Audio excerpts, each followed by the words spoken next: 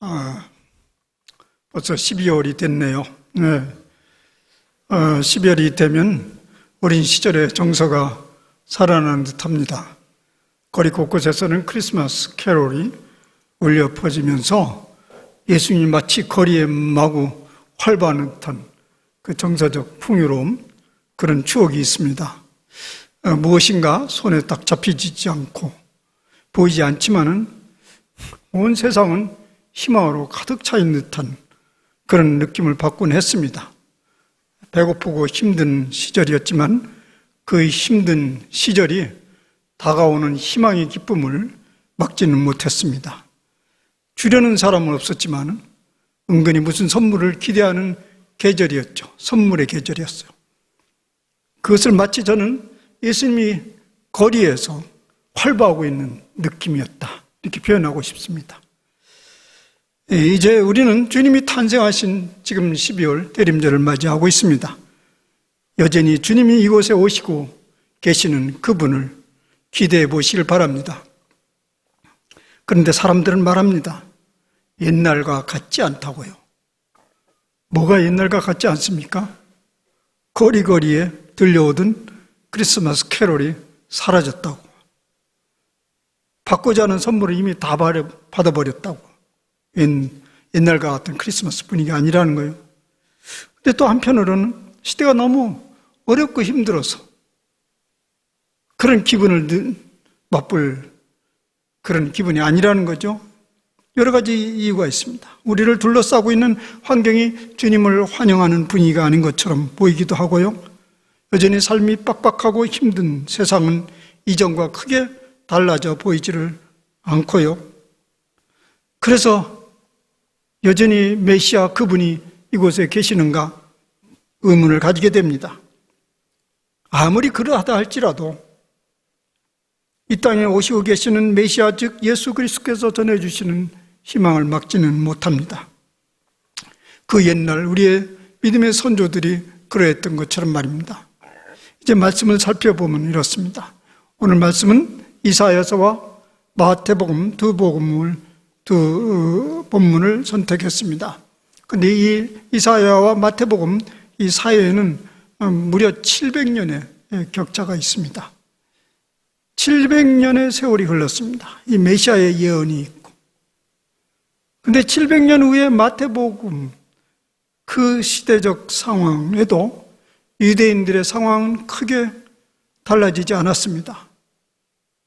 그런데요, 또 하나 달라지지 않은 것도 있어요. 여전히 오실 메시아에 대한 희망의 메시지는 계속 울려 퍼지고 있었습니다. 오늘 우리가 사는 세상이 바로 그런 세상이 반복되고 있습니다. 왜냐하면 우리가 살고 있는 이 현실은 완성되지 아니하는 하나님 나라입니다. 그리고 동시에 완성되지 않았지만 완성되어 가게 하시는 오시는 예수 그리스도의 희망의 메시지를 여전히 붙들고 있습니다. 그러니 밖에 나타나는 패턴은 같습니다. 어둡지만은 희망 가운데 살아가고 있습니다. 이제 그 이전에 700년 전에 어떻게 그런 메시아에 대한 그런 메시지, 갈망, 예언이 나타났는지 잠시 한번 살펴봅시다. 이사야 선지자의 시대, 그때는 이러했습니다. 이미 솔로몬 왕조 이후에 이스라엘이 북과 남으로 나눠지지 않았어요? 그게 나눠지면서 벌써 예고되었던 일들이 차근차근 일어나고 있었습니다. 이사야가 활동하고 있던 그때 북이스라엘은 이미 아수르에 의해서 멸망을 당하고 말았습니다. BC 722년.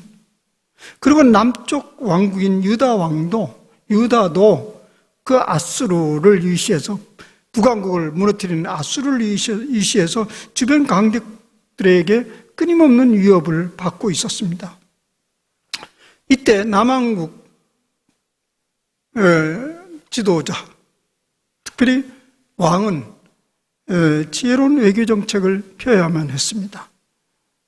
우리가 우리나라가 직면한 것을 봐도요, 이 외교 정책이라는 것은 그렇게 간단하지 않잖아요.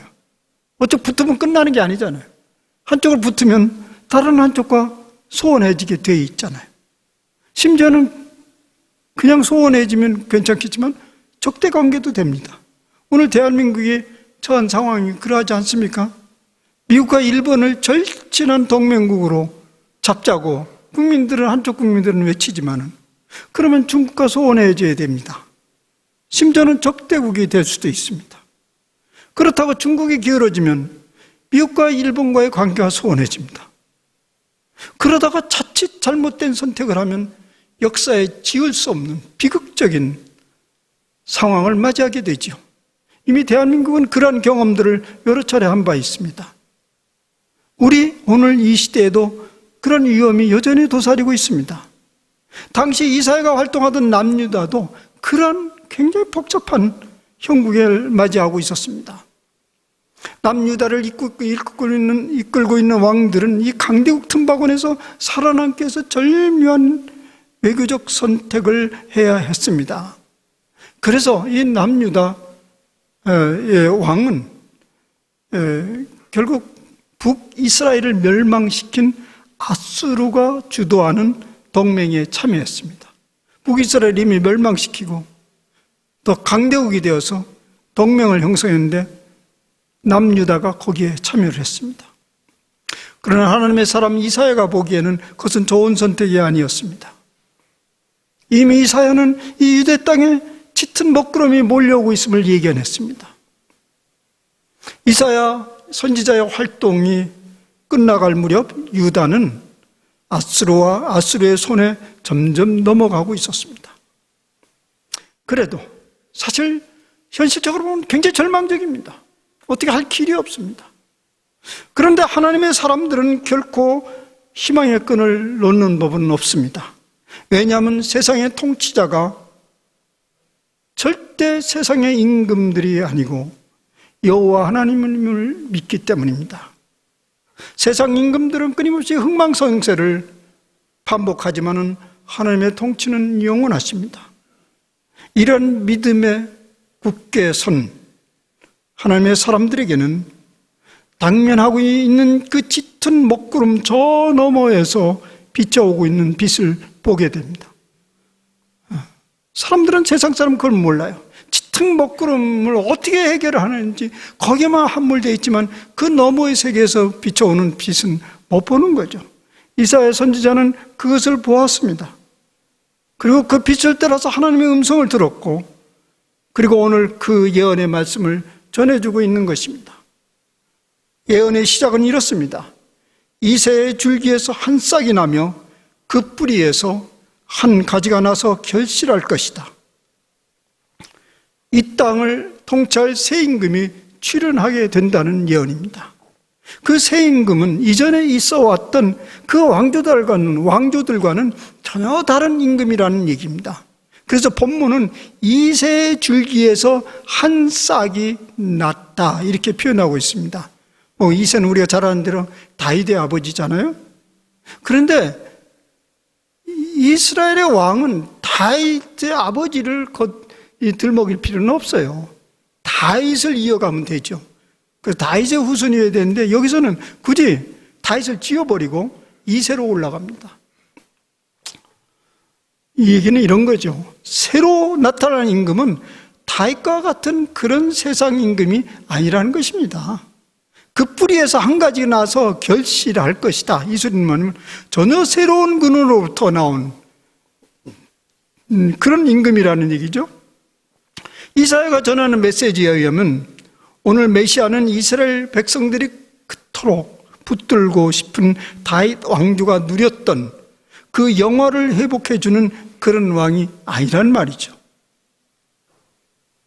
이사야가 그것을 잘 알고 외쳤는지는 모르겠어요. 여러 가지 보면 이사야의 메시지는 그 왕조를 또 갈망하는 것 같은 느낌도 들어요. 그러나 이 땅에 어떤 지혜로운 선지자도 지혜로운 사람도 하나님의 계시를 완벽하게 해석할 수 있는 사람은 없어요. 왜냐하면 그것은 굉장히 거대하고 더 궁극적이기 때문에. 어쨌든 오늘 2700년 후에 이렇게 들여다보면 이건 틀림없이 그런 이스라엘의 다윗 왕조의 회복을 말하는 것이 아니었습니다. 그런 그 메시아는 어떤 인물인가? 2절 이후에서 그 인물됨을 묘사하고 있는데요. 그 인물됨을 보면 세상 임금이 그렇게 갖출 수는 없습니다. 전혀 세상 임금이 아니에요. 우리는 그것을 보자마자 오늘 이 시대를 살아가는 우리 그리스도인들은 그것을 보자마자 금방 알아차립니다. 그건 바로 예수 그리스도를 지칭하고 있다. 그래서 우리는 이 이사야를 통해서 예수 그리스도가 어떠한 분임을 거꾸로 이해하게 됩니다. 그때 예언한 것을. 그분은 이러한 분이라는 것이에요.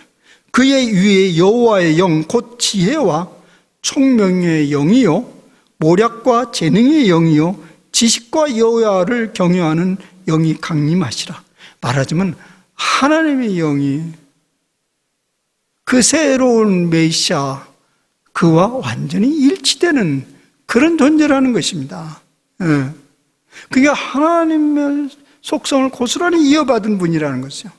아무리 능력 있고 똑똑한 임금이라 할지라도 우리는 과거에 왕들을 동서고금 통해서 천자라는 이름을 붙이곤 했습니다. 하늘에 내리는 아들이다. 아무나 그렇게 되지 않는데. 그럼에도 불구하고 오늘 지칭한 그런 것들을 모조리 담은 임금이 어디 있다 하겠습니까? 솔로몬이 그래도 성경에서 뛰어난 지혜의 임금으로 지칭하지만 그의 선택은 모순투성이었잖아요. 그 능력도 지극히 제한적이었어. 그가 남긴 발자취는 결국 나라를 두 쪽 나게 만들었습니다. 그런데 그 오실 메시아는 그 왕은 왕인데 완전한 선택을 할 수 있는 분이에요. 변할 수 없는 능력을 지니신 분입니다. 그래서 그분이 오시면 이런 일이 일어날 것이다 이렇게 얘기합니다. 그런 분이 메시아로 오면 무슨 일이 벌어지냐? 오늘 이제 이사야에서는 우리가 살아가는 방식이 달라진다는 거예요. 그 메시아는 여호와를 경외함으로 즐거움을 삼는다. 여호와를 경외함으로 즐거움을 삼는다. 이 말씀을 이제 해석하기에 편한 말씀이 떠오르는 건 뭐냐면 예수님께서 광야에서 시험 받을 때 그 사탄에게 대응한 말씀이 생각이 납니다. 그 사탄에게 이렇게 말하지 않습니까? 사람은 떡으로 살 것이 아니고 하나님의 입으로부터 나오는 모든 말씀으로 살 것이니라. 여호와를 경외함으로 즐거움을 삼는다. 그 말은 사람의 떡으로 살 것이 아니고 하나님으로부터 나오는 모든 말씀으로 살 것이다. 이 얘기는 뭐냐면 결국 우리의 양식은 여호와 하나님의 말씀이라는 거예요. 말씀. 메시아가 오면 양식이 바뀐다는 거죠. 우리에게 희망은 밥입니다. 그죠? 희망은 밥이 될 수 있으면 모든 게 다 희망입니다. 왜냐하면 밥이 생존의 근본이기 때문에. 그런데 하나님을 경외함이 즐거움이 된다는 말은 바로 그의 입으로부터 나오는 그 말씀이 밥이 된다는 의미입니다. 메시아가 오면 그렇다는 거예요. 완전 새로운 세상이죠. 빵이 밥이 되지 어떻게 말씀이 밥이 되냐고요. 그래서 예수님은 실제적으로 요한복음에서 그렇게 말씀하시지 않았습니까? 너희들이 나를 먹어라, 나를 마시라 이렇게 했습니다. 그래서 예수 그리스도 그분은 우리에게 영원한 희망이 됩니다. 왜냐하면 그분은 영원한 밥이시기 때문에. 그 메시아가 오시면 이 땅에 이런 일이 벌어진다는 거예요. 그리고 또 이런 일이 벌어지는 거예요. 공의와 정직으로 다스리는 세상이 오는 거예요. 보는 대로 심판하지 아니하고 들린 대로 판단하지 않는다는 거죠. 공의로 가난한 자를 심판하며 정직으로 세상의 겸손한 자를 판단할 것이며 그의 입에 막대기로 세상을 치며 그의 입술의 기운으로 막인을 죽일 것이다. 그 메시아는 세상을 판단하는 잣대가 되는 거예요. 그 메시아가 세상을 판단하는 기준이 되고, 그래서 세상은 정의롭고 정직한 사회가 된다는 거죠. 누구나 정당한 재판을 받을 기회가 주어지고 공정한 판단을 받을 기회가 주어진다는 말입니다. 그래서 세상은 정직한 사회, 투명한 사회가 된다는 말입니다.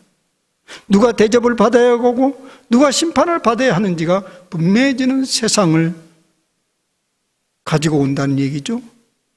여기에 이렇게 되어 있습니다. 여호와 하나님의 지혜와 총명이 입의 막대기와 입술의 기운으로 나타난다. 입의 막대기는 현명한 판단을 할 줄 아는 입술을 얘기합니다. 그 입술에서 나오는 것은 가장 현명한 판단이고요. 입술의 기운이라는 것은 그 판단에 맞는 실제적인 결과를 나타낸다는 것입니다. 사실 이사야가 살던 시대는 이와는 정반대의 세상이었죠.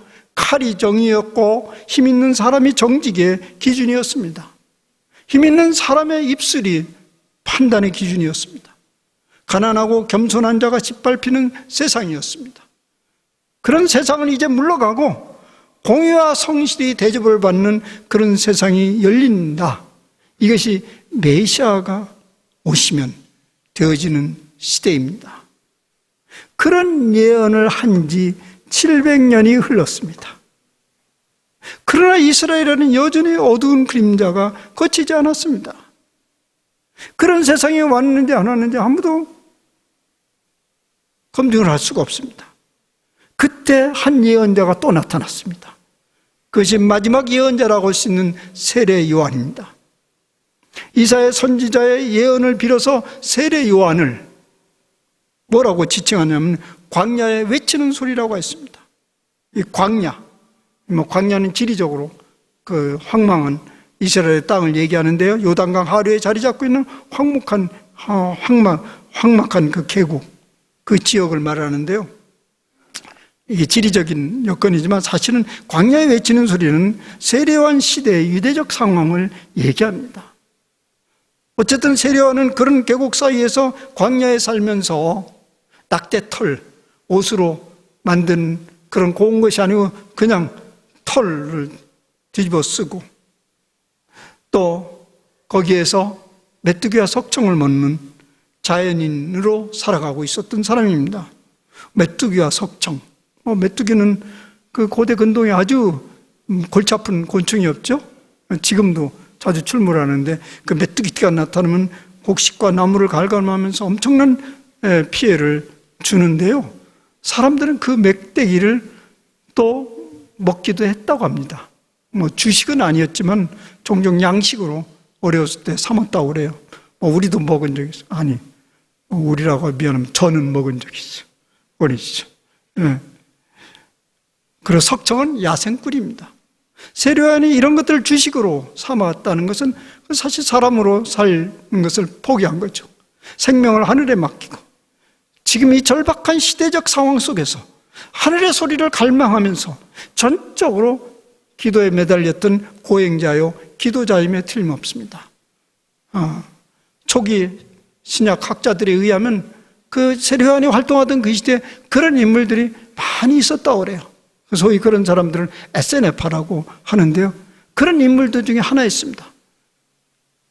아주 짙은 먹구름이 짙은 이 밤이 왔으니 곧 새벽이 동토할 것이라는 그 희망을 가지고 계속 하늘을 향해서 부르짖고 기대했던 것이죠.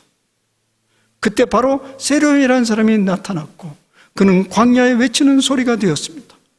광야에서 외쳤다.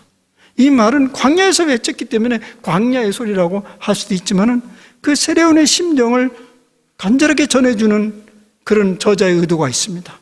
이 백성들이 듣든지 아니 듣든지 이것은 외쳐야 되는 사건이라는 것, 그런 긴박성을 가지고 외쳤던 것이죠. 세례요한이 기다리던 그 메시아가 도래하고 있었습니다. 그런데 백성들이 그것을 알아차리면 새로운 세상을 보게 될 것이고 그렇지 않으면 여전히 어둠 속에서 벗어나지 못할 것이라는 그런 긴박성을 가지고 외치기 시작했습니다. 그 외치는 핵심적 메시지는 회개하라, 천국이 가까워 있느니라. 곧 펼쳐질 하나님 나라를 위하여 백성들을 준비시키고자 했던 것이죠. 곧 다가오고 있습니다. 그런데 이것을 맞이해야 되는데 누구나 다 보는 세상이면 모르겠는데 그렇지는 않아요. 메시아 시대 누구나 보는 세상은 아니에요. 눈이 열려야 되는데 그것을 준비시키기 위해서 세례요한이 나타났고 그것을 외쳤던 것입니다. 그 준비하는 그 삶의 태도가 회개입니다. 회개. 여기 회개라는 건 단순히 개인적, 윤리적 차원, 습관의 변화 이런 것들이 아니고요. 근본적으로 그들의 삶을 지배하고 있는 세계관과 가치관에 뒤엎어지는 것을 얘기하는 것이죠. 참으로 살 길을 향하여 방향을 뒤트는 사건을 말합니다. 지금 걸어가고 있는 그 길이 바로 걸어가야 될 그 길이 아니라면 거기서 돌아서라는 외침입니다. 오실 메시아에 대한 이해와 기대가, 오실 메시아에 대한 이해와 기대가 있는데 사실 그 이해와 기대가 실제하고는 전혀 다르다면 그분이 오신다고 해서 그를 알아볼 수는 없지요. 그런 사람이 아닌데 그 사람은 나타났어. 그럼 그 사람이 아니죠. 그분이 오신다고 해서 또 그분이 와서 메시아라는 주장하고 외친다 할지라도 그 메시지를 알아들 수가 없어요. 왜냐하면 기대가 다르기 때문에, 내가 바라는 것이 다르기 때문에. 사실 유대인들이 가지고 있었던 것이 그거였죠. 그들이 기대하고 있는 새로운 세상이라는 것은 눈은 눈으로, 이는 이로 시원하게 되갚아주는 세상이었습니다. 그래서 이스라엘이 당당하게 회복되고 해방된 그런 세상이었습니다. 그래서 그들은 결코 율법적 우월성이나 선택받은 백성의 그 우월성을 포기하지 않았습니다. 그런데 한편으로는 메시아를 기다리면서 그 마음속에는 분노와 미움과 다툼과 정죄하는 마음으로 가득 차였습니다. 왜냐하면 복수해 줘야 되기 때문에. 그들은 결코 오지 않을 그런 세상을 꿈꾸며 메시아를 기다렸기에 정작 오신 그 메시아를 알아볼 수도 없었고 받아들일 수도 없었던 것이죠. 그래서 그들은 지금도 여전히 그들이 기대하는 그런 메시아를 기다리고 있습니다. 그러나 오늘 본문에 나온 세례요한은 전혀 다른 메시아를 소개하고 있습니다. 전혀 다른 회개해야 볼 수 있는, 그리고 회개해야 받아들일 수 있는 그런 메시아, 또 그분이 열어갈 세상을 지금 외치고 있습니다. 세례요한의 외침은 곧 이제 공생애로 시작해서 이제 외치게 될 예수님의 메시지와 완전히 일치됩니다. 세례요한이 외치기 시작한 건 메시아가 오면 이럴 것이다. 그런데 실제적으로 메시아가 오셔서 외친 그 메시지와 완전한 일치가 있습니다. 뭐 금방 여러분 다 아시죠? 예수님께서 이때부터 예수께서 비로소 전파에 이르시되 회개하라 천국이 가까이 왔느니라.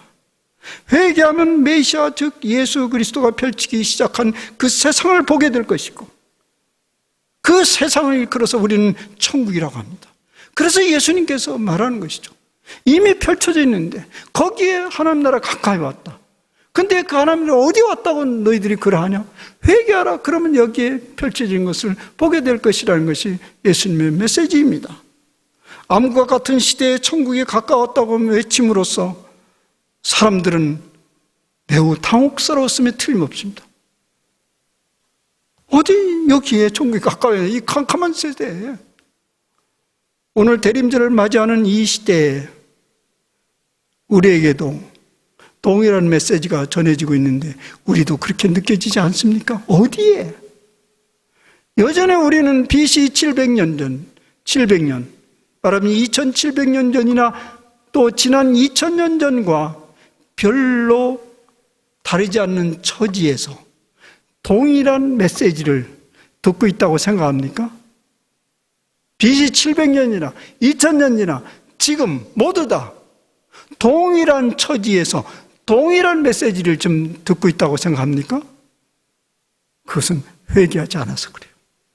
예수님 말씀이 오면 그렇지 않습니다. 우리는 지금 동일한 처지에 있지 않습니다. 우리가 사는 세상은 이전보다 훨씬 더 정의로워지고 투명하고 정직하게 되었고 또 되어가고 있습니다. 누구나 억울함을 호소할 수 있도록 경찰과 검찰과 법원의 문은 그 어느 때보다 활짝 열려져 있습니다. 여러분 보세요. 날마다 고소하고 날마다 일이 벌어지는 세상. 여러분도 언제든지 뚜벅뚜벅 들어가서 고소할 수 있습니다. 누구라도 갖다 던지면 됩니다.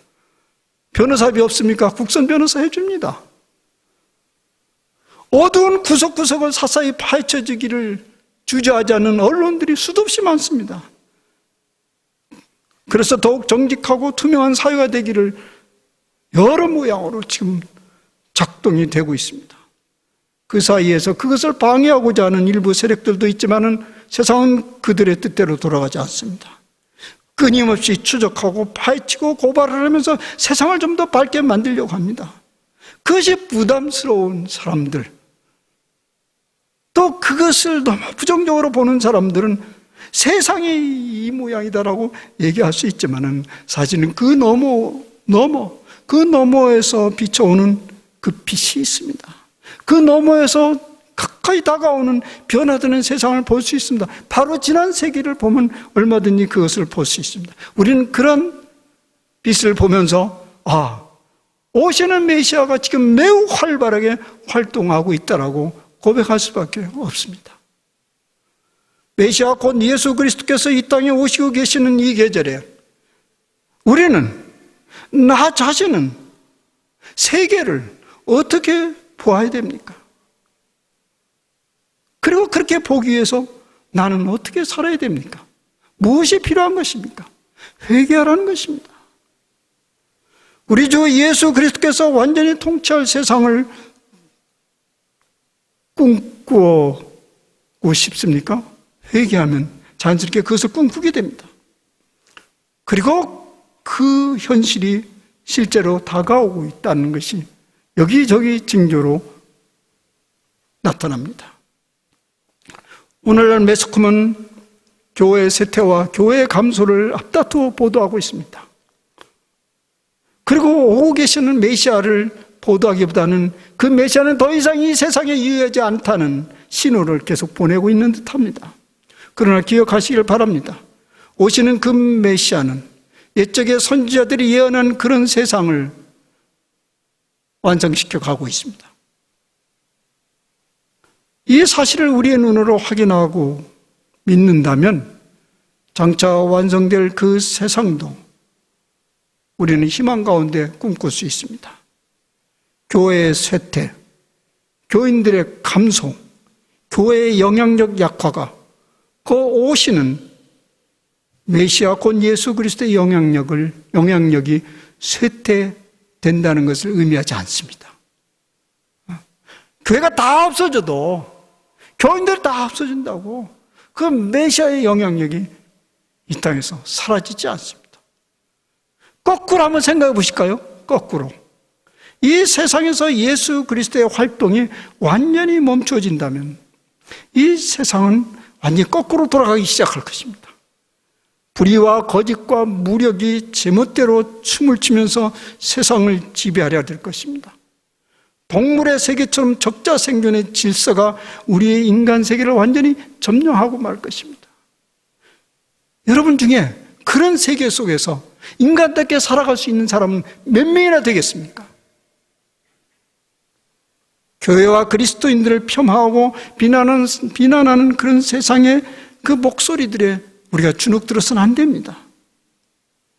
그것에 주눅 들어서 입을 딱 다물고 그리스도인임을 주저하는 그런 부끄러운 일은 안 했으면 좋겠습니다. 오히려 교회와 문제가 있으면 그걸 막 까발면서 서로 박수를 치면서 누구한테 침을 뱉고 누구한테 박수를 치는지 모르겠지만 그것은 메시아로 오시는 우리 주 예수 그리스도를 부끄럽게 생각하는 거나 마찬가지입니다. 여전히 현실은 어둡고 정의롭지 못하고 거짓이 난무하고 질서가 없어 보이지만 시작된 메시아 시대는 결코 되돌릴 수는 없어요. 흐르고 있어요. 그러니 우리가 사는 세상은 더 악화되거나 더 어두워질 리가 없습니다. 저는 그렇게 굳게 믿습니다. 더 악화되거나 어두워질 리가 없습니다. 서서히 역사의 물결은 완성된 세계를 향해서 하나님을 향해서 맹맥히 흘러가고 있습니다.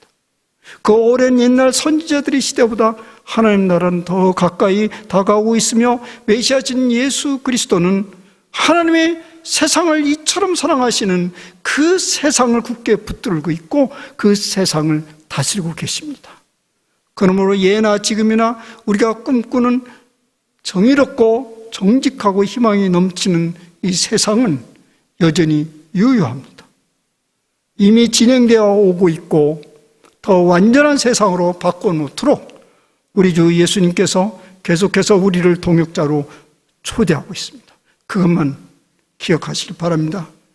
거리에서 캐롤송이 사라진다 해도 교회의 영향력이나 교인들이 감소한다 할지라도 그리스도 예수님을 믿는 우리들은 여전히 정의와 평화의 왕으로 오시는 그 메시아를 기대합니다.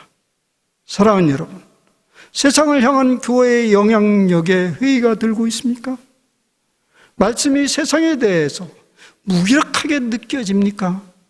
어떻게 해야 하나요, 우리는? 그때 우리는 어떻게 반응을 해야 하나요? 예수 그리스도의 메시아 되심과 왕 되심에 대해서 회의가 일어납니까? 그러면 어떻게 해야 하나요? 세례 요한의 외침과 예수님의 선포에 더 깊게 귀를 기울이시길 바랍니다. 회개하라. 천국이 가까이 왔느니라.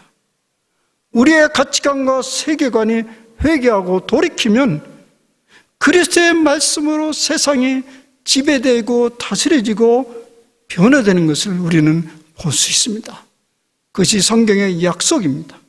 이 대림절 기간에 이렇게 우리는 기도합시다. 주여, 세상은 우리가 믿는 바와 너무나 다르게 보입니다. 내 눈과 귀와 감각을 열어주셔서 말씀대로 세상을 보게 하옵소서. 그리스도 예수님께서 여전히 활동하시고 천국을 열어가시는 그런 세상을 보게 하옵소서. 이렇게 기도하시길 바랍니다. 회개하지 않는 눈과 마음은, 회개하지 않는 눈과 마음은, 또 그런 식으로 신앙생활을 하는 사람은 예수 그리스도가 겨우 내 개인의 안위에만 묶어두려 합니다. 사랑하는 여러분, 세상을 변화시키고 더 온전케 하시는 오시는 그 그리스도를 환영하며 그분께서 우리를 끊임없이 동역자로 불러주시는 그 소리에 귀를 열어두시기를 바랍니다. 그래서 이 대림절 기간에 주여 나를 그런 세상의 일꾼으로 불러주옵소서 라는 간절한 마음으로 이 대림절을 보내시기를 바랍니다. 기도합시다. 주님, 우리는 현실 속에 살아가고 있습니다.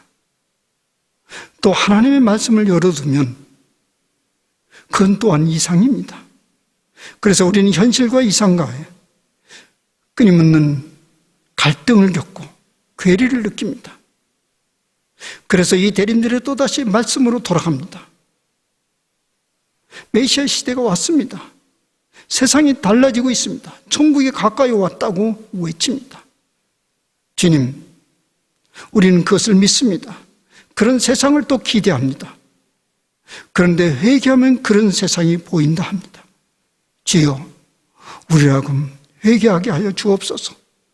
우리의 삶을 지배하고 있는 가치관과 세계관이 무엇인지 깊게 들여다보면서 잘못된 길이라면 돌이키게 하여 주옵소서. 그래서 그 이후에 펼쳐지는 하나님 나라를 보게 하시고 그 하나님 나라의 일꾼으로 내가 여기 있습니다 하고 나설 수 있는 용기를 허락하여 주시옵소서. 이 대림절 기간에 끊임없이 회개하게 주옵소서. 그래서 말씀대로 세상이 보여지게 하시고 말씀대로 세상을 달라지게 하는데 저를 사용해 주옵소서. 우리를 사용해 주옵소서. 그런 간절함이 있는 이 대림절의 기간이 되게 하여 주시옵소서. 예수님의 이름으로 기도하옵나이다. 아멘.